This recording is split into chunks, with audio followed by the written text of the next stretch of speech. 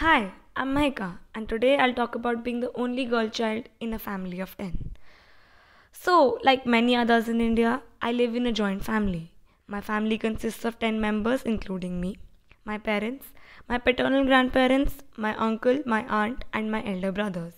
I have one sibling and two cousins, and like I said, I'm the only girl child in this house.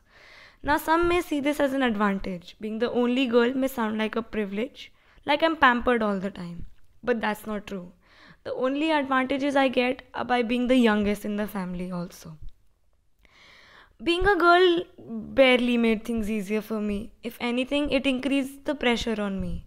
I'm constantly expected to fulfill the family's societal expectations of how girls are supposed to be. Since I was young, I was taught that girls are the smarter gender. And you might be thinking, what's so bad about that?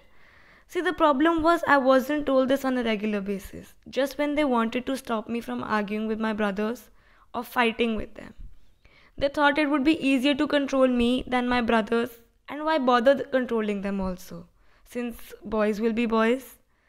This was just a part of what was expected from me, but despite having to live up to the expectations of my family, I did find ways to live up to my own dreams and aspirations. Though I became opinionated and someone independent in terms of my thoughts and actions in school itself, I really started introspecting in college. I started becoming more experimental and made efforts to put myself first. I had to unlearn some of the things I'd been taught since I was a child. I taught myself to be who I am unapologetically, to embrace change and constantly keep growing. Though this resulted in me being constantly nagged by my family members, I think it's a great choice. I taught myself to respect others but also respect my own choices. Since I was young, I was called a tomboy because I was loud and rowdy, but as I grew up, I learned to embrace that as a part of who I am and will become. All of this also translated in how I present myself now.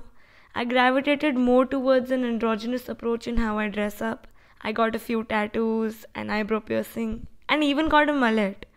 And though all of this might seem like insignificant acts of so called rebellion to my family, they are steps that bring me closer to becoming who I aspire to be.